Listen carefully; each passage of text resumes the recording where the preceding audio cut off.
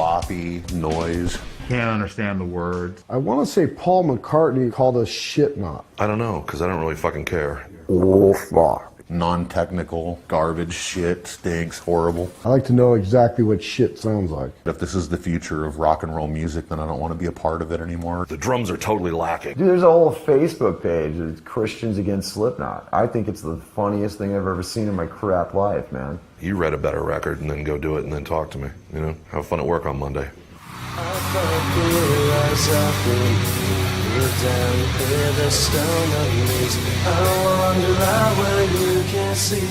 We grew up in a real religious family, and but then I think I saw Paranoid on MTV, and then got intrigued by the dark side. I don't know, I guess I started listening to Maiden probably around 11 or so, but I mean, I grew up with Hendrix and Stevie Ray Vaughan and all that kind of shit. My father had a huge collection of vinyl, and you know, they were kind of like ex-hippie, kind of pothead sort of vibe around my house, so there was always a party going on, and there was always music playing.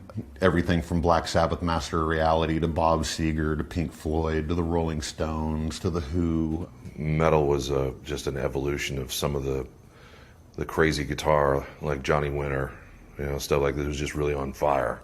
And that's what drew me to metal music was, you know, the technicalities of guitar. And I don't like, you know, being genrefied. Obviously, you know, we're a metal band. There's no denying that. But I don't even really necessarily listen to metal. I find myself listening to the Beatles and Led Zeppelin a lot still.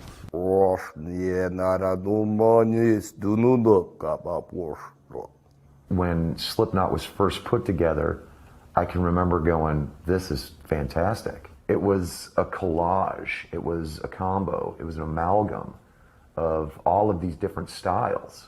Slipknot basically just kind of took everything and shredded it up and made it what they wanted. And I loved the freedom of that. And I was at their very first live show as Slipknot, and I was front row, and it was so insane that I remembered saying to myself, and I'd never done this before, I was like, I'm going to sing for this band someday.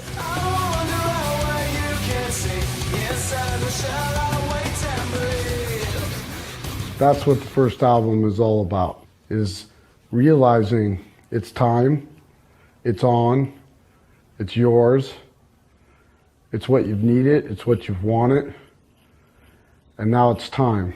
You've had your whole life to be what you finally have dreamt of.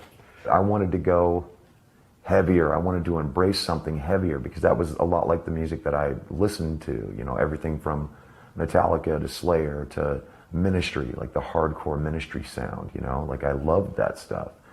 And I wanted to do more of that, and also be able to incorporate some of the melody that it felt like Slipknot was missing at the time.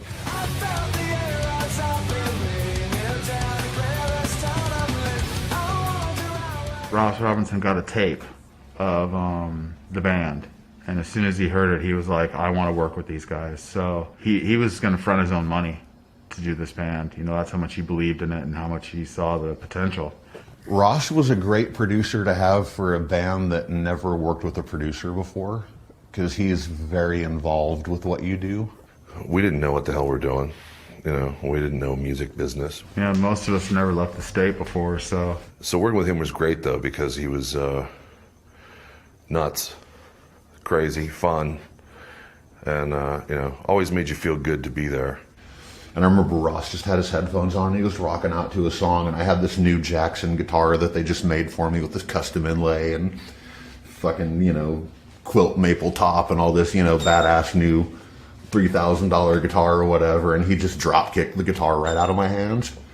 And that's sort of his mentality. I mean, it's not about anything material or anything physical. It's about the energy that you create. Ross's greatest asset was understanding how this band needed to be and how intense it was and how many moving parts there were inside the band. Ross loved working with analog, and I don't know, I'm glad we did it.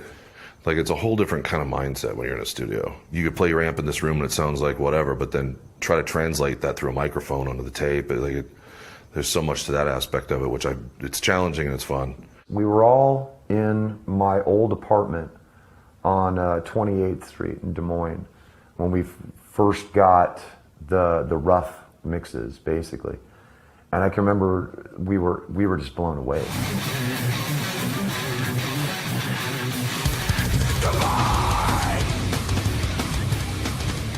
We did manage to get a more raw sound, and it doesn't sound flat. Some of that juicy, honest kind of sound you get from analog. There was such a frenetic energy there that it was almost like an unleashing. He was able to keep that intensity during the recording of each person, and it just kept that angst, that, pretty much sent us off, on the road, just ready to kill, ready to take over the world.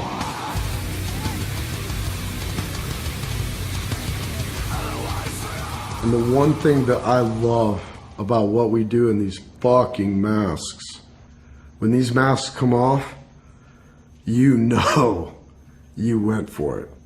They're not nice. They're not made to be air conditioned. Well, I ended up wearing a bondage hood that was a size too small for my head, so my sweat was just filling up inside of this thing, and my ears were literally under water, under sweat, and it was, I couldn't move, and it was pushing my jaw back, and it was just extremely uncomfortable. And the outside explains the inside. Mask 1, barely see the eyes, barely hear me, creepy ass fucking clown. That clown will kill you. That clown doesn't think. That clown doesn't care. There's just something not right about it, and I think that's a little bit of the mentality of the band. It's just really not something right about it, you know what I mean? None of us knew that it would ever have any sort of significance, just kind of rolling the dice and wondering, is this going to work? Is this going to be a year? Is this going to be one album?